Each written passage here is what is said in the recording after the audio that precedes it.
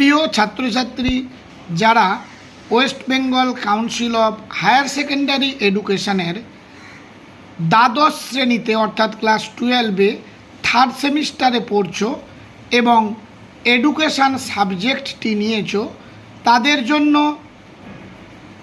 আজকে এই ভিডিওটি খুবই গুরুত্বপূর্ণ হতে চলেছে। 100% কমনযোগ্য প্রশ্ন আমি আলোচনা করব। অন্তর্ভুক্তিমূলক শিক্ষার ধারণা। এই চ্যাপ্টারে সম্ভাব্য যে সমস্ত প্রশ্নগুলো পরীক্ষায় আসবে সেগুলো আলোচনা করব। প্রতিটি চ্যাপ্টার প্রথম থেকেই একেবারে আমি এমসিকিউ টাইপ প্রশ্ন উত্তর এবং শূন্যস্থান পূরণ, স্তম্ভ মেলাও, বিবৃতি ব্যাখ্যা, কেস স্টাডি, সব রকম ধরনের সত্য মিথ্যা সব রকম ধরনের প্রশ্ন আমি আপলোড করি। তাই আজকেও এই ভিডিওতে এই অন্তর্ভুক্তিমূলক শিক্ষার ধারণা চ্যাপ্টার থেকে আলোচনা করব কি কি ধরনের প্রশ্নগুলো তোমরা তৈরি করবে। শুধুমাত্র যে এডুকেশান আপলোড করা হয় এই চ্যানেলে তা নয়, political science, nutrition, journalism, history, nutrition, EVS, প্রতিটি সোশিওলজি, প্রত্যেকটি জিওগ্রাফি, প্রত্যেকটি সাবজেক্টের প্রতি চ্যাপ্টারের বিভিন্ন ধরনের টাইপের যে প্রশ্নগুলো তোমাদের পরীক্ষায় আসবে, কারণ এবারের পরীক্ষায় তোমাদের কাউন্সিল থেকে প্রশ্ন তৈরি হবে, অন্য সেন্টারে তোমাদের পরীক্ষা যেতে হবে। সেই হিসেবে দেখে নাও এই চ্যাপ্টার থেকে কি কি প্রশ্ন তোমরা তৈরি করবে। ইনক্লুসিভ এডুকেশান বলতে কি বোঝায়?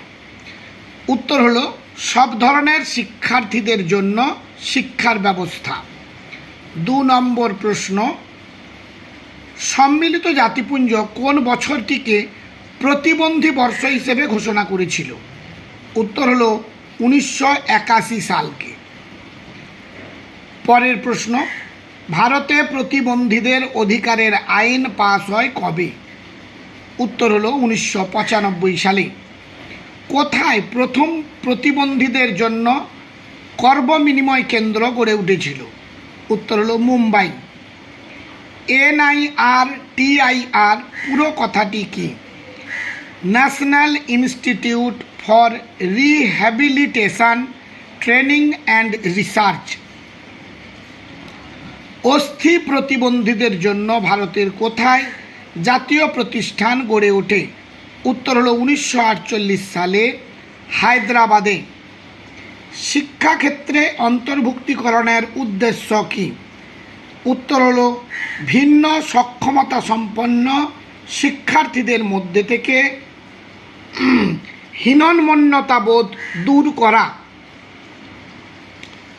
পরবর্তী প্রশ্ন, অন্তর্ভুক্তিমূলক শিক্ষার মুখ্য উপাদান কয়টি? উত্তর হলো 4টি।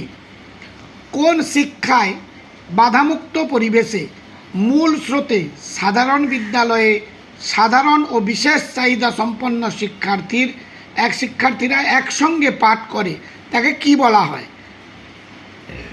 উত্তর হলো অন্তর্ভুক্তিমূলক শিক্ষা।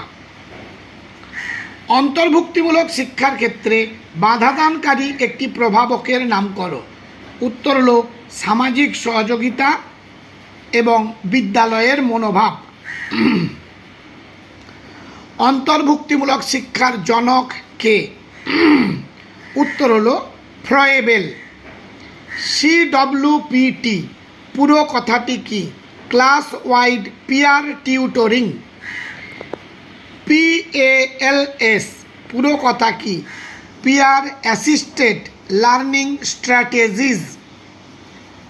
পরবর্তী প্রশ্ন, অনিয়ন্ত্রিত শিক্ষার প্রধান প্রতিষ্ঠান কোনটি? উত্তর হলো পরিবার। প্রথামুক্ত শিক্ষার প্রতিষ্ঠানগুলি কি কি? বয়স্ক শিক্ষাকেন্দ্র, ইকো ক্লাব, নৈশ বিদ্যালয়, এগুলো হচ্ছে প্রথামুক্ত শিক্ষার প্রতিষ্ঠান। পরবর্তী প্রশ্ন, RCI পুরো কথা কি? Rehabilitation council of India. অন্তর্ভুক্তিমূলক শিক্ষার অর্থ কি?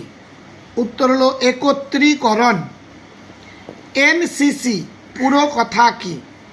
National cadet corps. NSS national service scheme.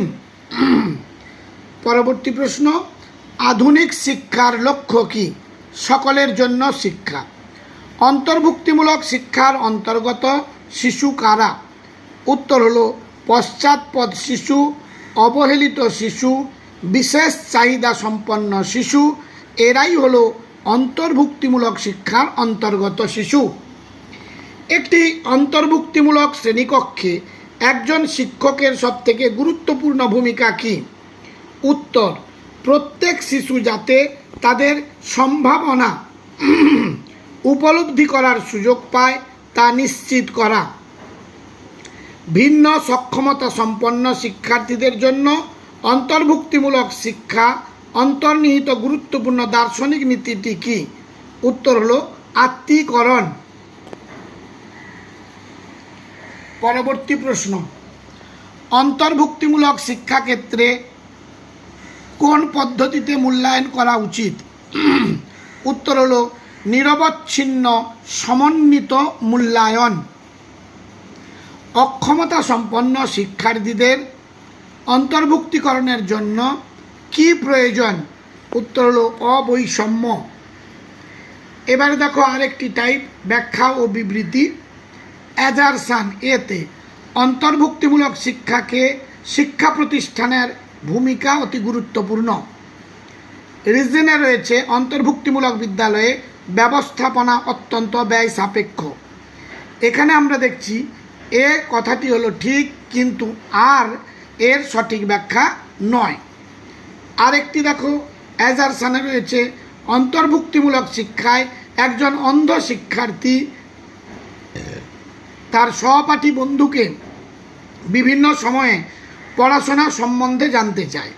রিজনে রয়েছে অন্তর্ভুক্তিমূলক শিক্ষায় সহপাঠীদের ভূমিকা অত্যন্ত গুরুত্বপূর্ণ। এখানে এ ঠিক এবং আর এর সঠিক ব্যাখ্যা।